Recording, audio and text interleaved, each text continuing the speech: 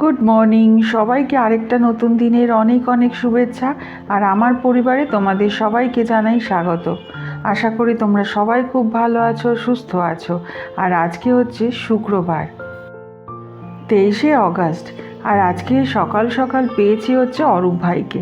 আজকাল এই জঙ্গল পরিষ্কার, এত জঙ্গল হয়ে যায় বাগানে, যার জন্য পুরো পেছনে যাওয়াই যাচ্ছে না। আজকে অনেক দিন পরে অরূপ ভাইকে পেয়েছি, তাই পেছনটা একটু পরিষ্কার করিয়ে নিচ্ছি। যদিও কোনো লাভ হবে না, দুদিনের মধ্যে আবার জেকে সেই হয়ে যাবে।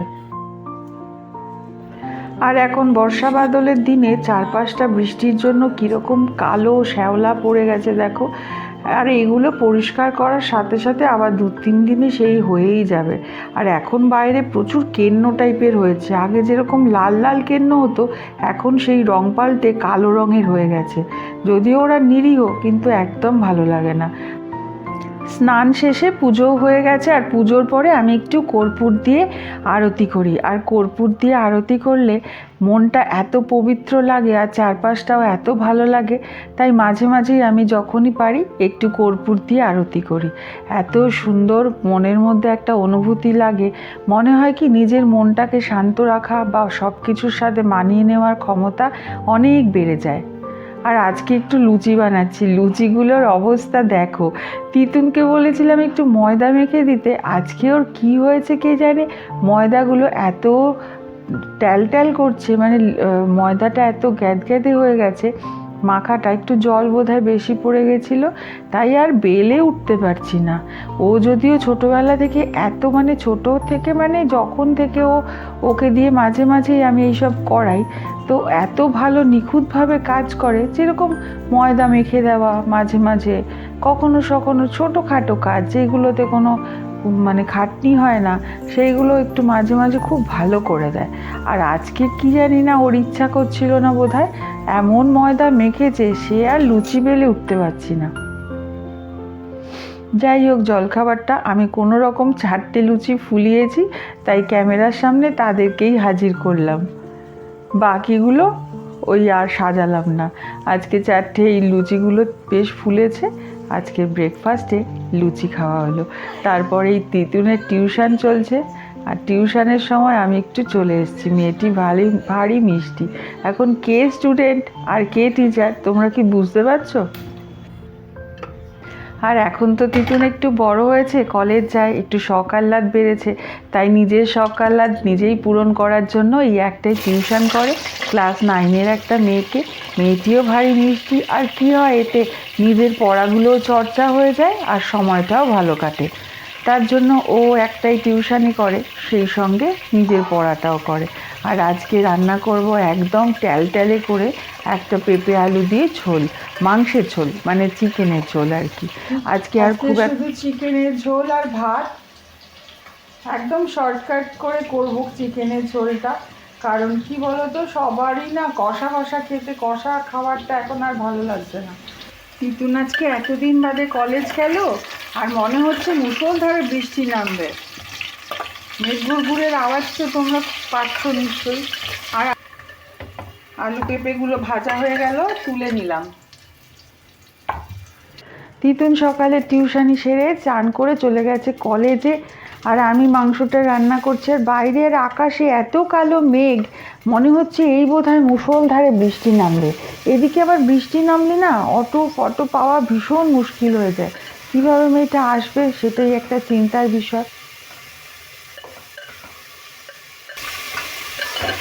3টে মিডিয়াম সাইজের পেঁয়াজ কেটে নিয়েছি এখানে লম্বা লম্বা করে। এবার এর মধ্যে 2টো রসুন জল দিয়ে ভালো করে ধুয়েছি, দিয়ে এর মধ্যে একটু ভাজা ভাজা করে নিলাম।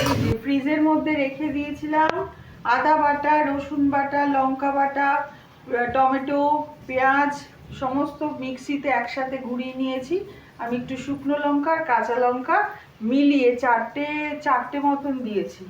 আর এখানে আছে হাফ পেঁয়াজ, গোটা একটা টমেটো, 1 চামচ রসুন বাটা, হাফ চামচ আদা বাটা। এবার লবণ দিয়েছি 1 চামচ, আর দিয়েছি 3 চামচ মতন সর্ষের তেল। এবার এটাকে দিয়ে দিলাম। প্রেসার কুকারে আর এটাকে ভালো করে কষাবো।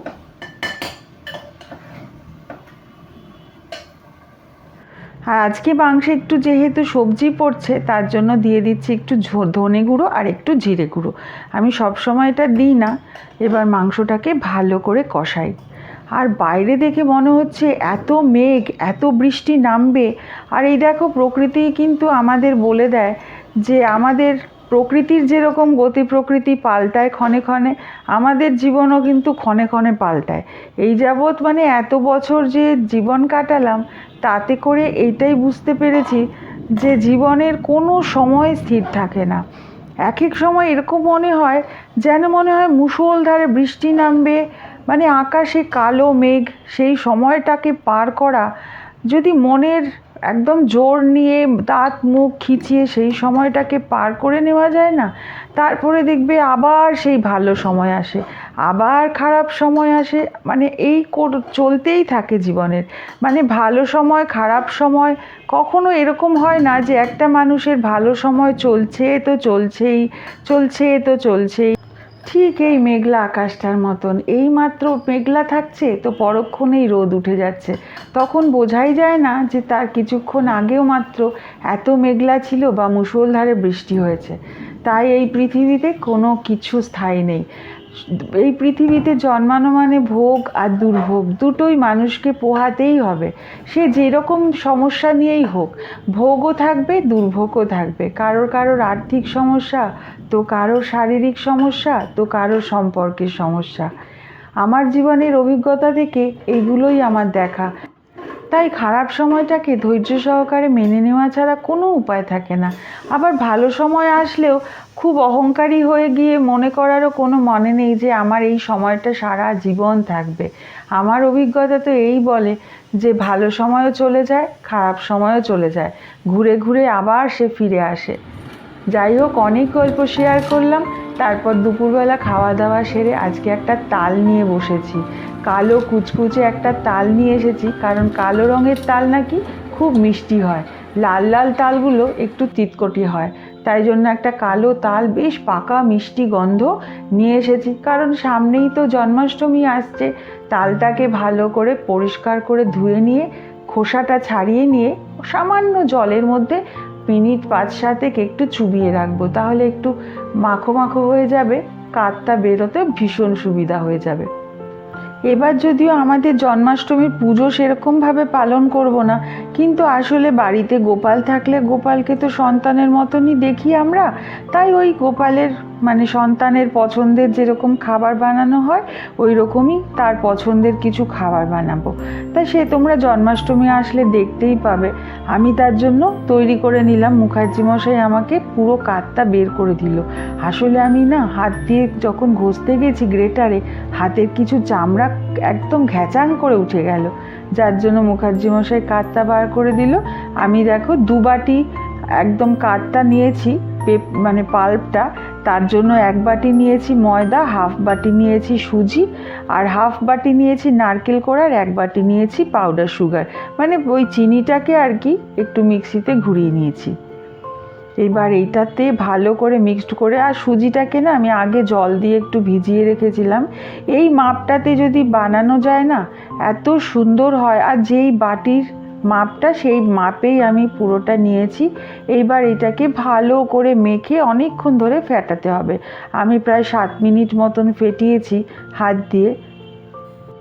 আর এই সব খাবার দাবার বানালে না অনেক সময় সাপেক্ষ। আগেকার দিনের পরিবার জয়েন্ট ফ্যামিলি ছিল, সবাই মিলে বসে এইসব বানাতো, ভারী মজা হতো। আমি একা একাই পতিদেবকে নিয়ে বানাচ্ছি। যাই হোক, আমি যদি না বানাই এইসব রীতি বা এইসব স্বাদ আমার ছেলেমেয়েরা চিনতেই পারবে না। তাই জন্যই একটু চেষ্টাও করছি, নিজেরটাও একটু মনটাও ভালো রাখছি। ব্লগটা তাহলে এখানেই শেষ করি, কারণ এই বড়াগুলো ভাজতে ভাজতে অনেক রাত হয়ে গিয়েছিল। আজকের ব্লগটা তোমাদের ভালো লাগলে একটা লাইক দিও। যারা নতুন দেখছো তারা কিন্তু অবশ্যই সাবস্ক্রাইব করে আমার পাশে থেকো। আর নিজেদের অনেক খেয়াল রেখো, সুস্থ থেকো। আজকের জন্য বাই অ্যান্ড গুড নাইট।